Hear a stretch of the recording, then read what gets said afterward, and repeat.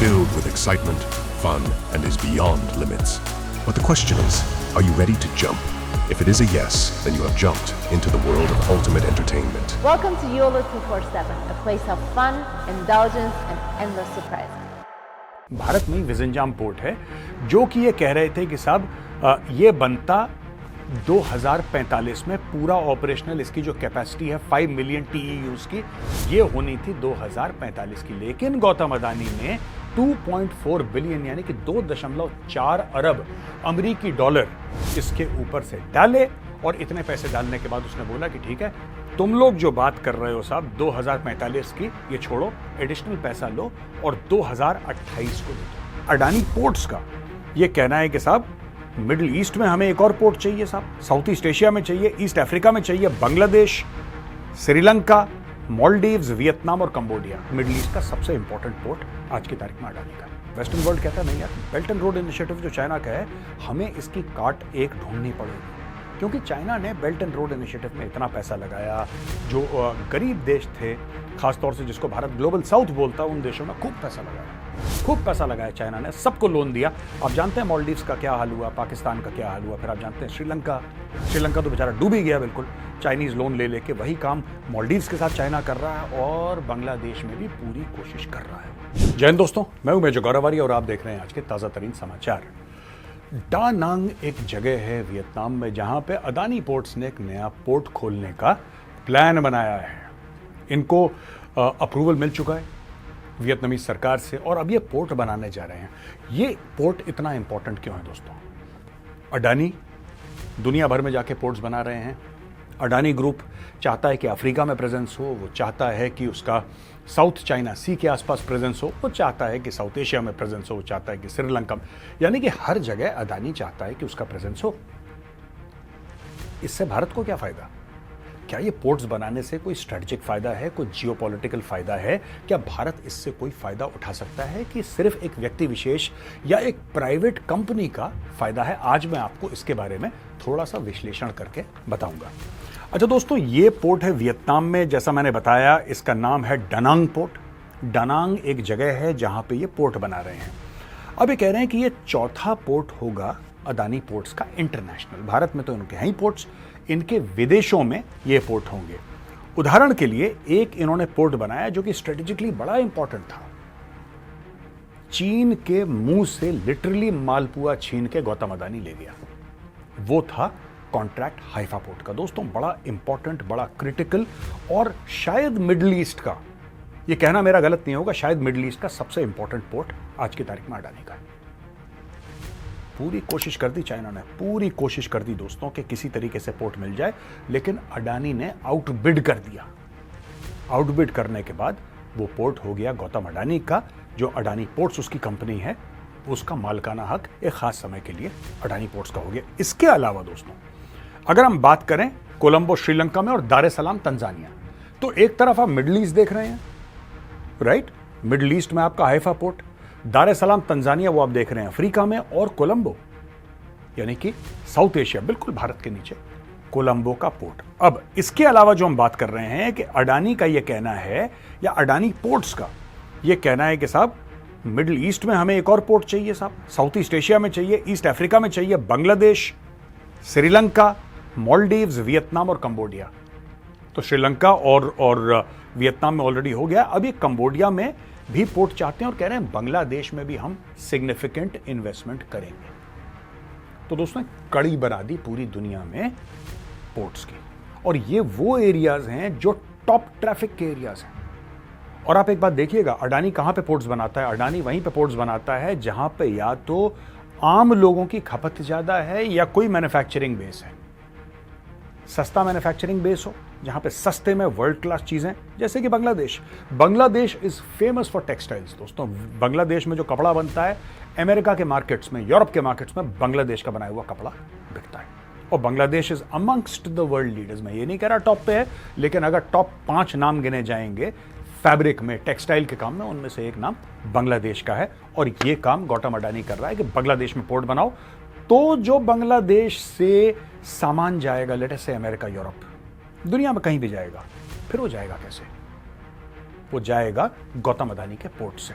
उसी प्रकार से अब ये बात कर रहे हैं तंजानिया की, फिर ये कह रहे हैं कि मालदीव्स में भी होना चाहिए, फिर ये कह रहे हैं साहब कि हमारा जो है ये पोर्ट कंबोडिया में भी हो, हमारा पोर्ट जो है वो ईस्ट अफ्रीका में भी हो, वो साउथ ईस्ट एशिया, हर जगह अदानी ने कड़ी सी बना दी है पोर्ट की दोस्तों। अच्छा, एक और चीज है जो कि बड़ी इंपॉर्टेंट है, इसका विजिंजाम पोर्ट है साउथ इंडिया में, भारत में ही विजिंजाम पोर्ट है, जो कि ये कह रहे थे कि साहब ये बनता 2045 में पूरा ऑपरेशनल, इसकी जो कैपेसिटी है 5 मिलियन TEUs की, ये होनी थी 2045 की, लेकिन गौतम अदानी ने 2.4 बिलियन यानी कि 2.4 अरब अमेरिकी डॉलर इसके ऊपर से डाले, और इतने पैसे डालने के बाद उसने बोला कि ठीक है, तुम लोग जो बात कर रहे हो साहब 2045 की, ये छोड़ो, एडिशनल पैसा लो और 2028 को दे दो। कहां 45, कहां 28, इसने फास्ट फॉरवर्ड कर दिया, और फास्ट फॉरवर्ड, और ये डीप वाटर पोर्ट है, यानी कि बड़े बड़े जो वेसल्स हैं, सबसे दुनिया के बड़े से बड़े वेसल्स वहां पे आके रुकेंगे और वहां का ट्रेड बढ़ेगा। एक स्ट्रेटेजिक सिग्निफिकेंस ये जो पोर्ट है विजिंजाम पोर्ट, इसका बन चुका है।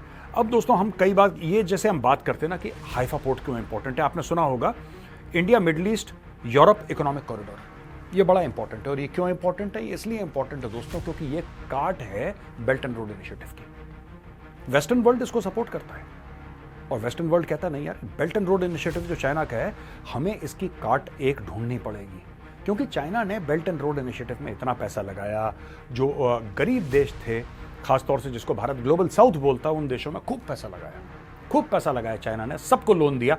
आप जानते हैं मालदीव्स का क्या हाल हुआ, पाकिस्तान का क्या हाल हुआ, फिर आप जानते हैं श्रीलंका तो बेचारा डूब ही गया बिल्कुल, चाइनीज लोन ले लेके। वही काम मालदीव्स के साथ चाइना कर रहा है, और बांग्लादेश में भी पूरी कोशिश कर रहा है। ये सब हो रहा है ना दोस्तों, ये तो आपको पता ही है, अखबार में पढ़ते रहते हैं, टीवी पर देखते रहते हैं खबरें, लेकिन उसके पीछे की ये स्टोरी है कि ये जो ये जो कॉरिडोर है, India middle east Europe economic corridor IMEEC, अब हाइफा उसका एक केंद्र बिंदु बन चुका है। शुरू होगा भारत से, वो इसमें नो डाउट, वो भारत से शुरू होगा, लेकिन उसका केंद्र बिंदु हाइफा बन चुका है। हाइफा पोर्ट भारत के कंट्रोल में, मुंबई का पोर्ट भारत के कंट्रोल में, यानी कि ऑलमोस्ट आधा रास्ता भारत के पूरे कंट्रोल में। ये है गौतम अदानी की फॉरवर्ड थिंकिंग, ये है किस तरीके से दुनिया को एक शतरंज का, जैसे शतरंज की बिसात लगी रहती है, पूरी मोहरे लगे रहते हैं, उस तरीके से कहां कहां पोर्ट्स। आपको एक बात तो पता ही होगी दोस्तों कि मैक्सिमम जो होता है आपका सी बेस्ड कॉमर्स होता है, हवाई जहाज से बहुत कम चीजें जाती हैं, लैंड से भी कम चीजें जाती हैं। जो मैक्सिमम सामान या माल ढोया जाता है पूरी दुनिया में, उसका ट्रेड होता है, उसका सेल परचेज होता है, ये सारा का सारा होता है समुद्री रास्ते में। और जो पोर्ट्स को ओन करता है, जिसका मालिकाना हक पोर्ट्स में है, वो ग्लोबल ट्रेड कंट्रोल करता है। तो अब गौतम अडानी कह रहा है कि दुनिया के मुख्तलिफ अलग अलग जगह में जाके ये अपना बनाएगा अपने पोर्ट्स, और डील साइन कर रहा है, पैसा भी लगा रहा है। यहां पे जहां तक श्रीलंका की बात है दोस्तों, आपको पता है कि ईस्ट कंटेनर टर्मिनल चाइना के पास था कोलंबो में। कोलंबो का जो पोर्ट है, बड़ा मेन पोर्ट है श्रीलंका का, वहां पे ईस्ट कंटेनर टर्मिनल चाइना के पास था, आज भी है। चाइना चाह रहा था कि यार वेस्ट कंटेनर टर्मिनल भी हमारे पास हो जाए, और अगर दोनों ईस्ट और वेस्ट हमारे पास हो जाएंगे फिर बात ही क्या है, फिर तो बात ही क्या है चाइना के, फिर चाइना को कौन रोक पाएगा। तो पूरा उस एरिया का ट्रेड चाइना की जद में आ जाता। अंबानी ने क्या करा कि बोली लगाई चाइना से ऊपर, आज की तारीख में west container terminal Gautam Adani के पास है, यानी कि भारत के पास है। इसके अलावा दोस्तों खबर यह है कि और भी जगह श्रीलंका में, जैसे कि पुनरियन और मन्नार में 500 मेगावाट रिन्यूएबल एनर्जी के प्रोजेक्ट इसने लगाए हैं। और जैसा कि मैंने बताया, दार एस सलाम तो तंजानियन गवर्नमेंट के पास के साथ इसने साइन करा है 2022 में कि to develop and operate the Bagamoyo port project. ये भी गौतम अदानी ने कर दिया, जो हमने कवर करा। दोस्तों जब भी तरक्की होती है ना किसी देश की, मैं आपको एक बात बताता हूं, हम लोगों का थोड़ा सा सोचने का तरीका, सबका नहीं, मैं सबकी बात नहीं कर रहा, पर कुछ लोगों का हम में से सोचने का तरीका बड़ा संकीर्ण है कि ये अडानी है, ये अंबानी है, इनके पास पैसा है, ये क्यों ऐसा कर रहे हैं। We become very judgemental. देखिए ऐसा होता है कि कोई भी देश है, उसकी जो तरक्की होती है, राइट, या फिर उसका वर्चस्व फैलता है पूरी दुनिया भर में, सरकार तो उसके लिए रिस्पॉन्सिबल है, नो डाउट, इसमें कोई डाउट नहीं है, इसमें कोई शक नहीं है दोस्तों। लेकिन प्राइवेट कंपनीज का एक बहुत बड़ा हाथ है, बहुत बड़ा हाथ है। और आज से नहीं, कई समय से, कई सेंचुरीज से। आपको पता है ईस्ट इंडिया कंपनी एक प्राइवेट कंपनी थी, उसने भारत के ऊपर राज करा, ये भी आपको बात पता है। अब दोस्तों आप देखिए ना, कहीं अगर जैसे कि जो बाइडेन है, जो बाइडेन अगर इंडिया आएगा तो वो बिजनेस की बात करेगा। अब सोचिएगा जरा, जो मैं बात समझाने की कोशिश कर रहा हूं, अगर डोनाल्ड ट्रंप बन जाता है राष्ट्रपति अमेरिका का, वो जब आएगा वो बिजनेस की बात करेगा, वो बिजनेस की बात करेगा। अब अमेरिका की सरकार तो कुछ नहीं बनाती, बिजनेस कैसा है? अमेरिका की सरकार क्या बिजनेस कर सकती है भाई? क्या करेगी? वो तो पॉलिसी बनाएगी। अमेरिका की सरकार जो है वो तो पेंसिल नहीं बनाती। वो क्या बेच रहा है भारत को? वो कह रहा है भारत से ड्रोन खरीद लो 5 अरब डॉलर के, 4-5 अरब डॉलर के ड्रोन खरीद लो। ड्रोन जो भारत खरीद रहा है अमेरिका से, वो तो जनरल एटॉमिक्स नाम की एक कंपनी बनाती है। वो कह रहा है साहब F-21 जहाज खरीद लो अमेरिका से। अमेरिका का राष्ट्रपति कह रहा है F-21 जहाज खरीद लो। कौन बनाता है? F-21 जो है वो लॉकहीड मार्टिन बनाता है, वो प्राइवेट कंपनी है।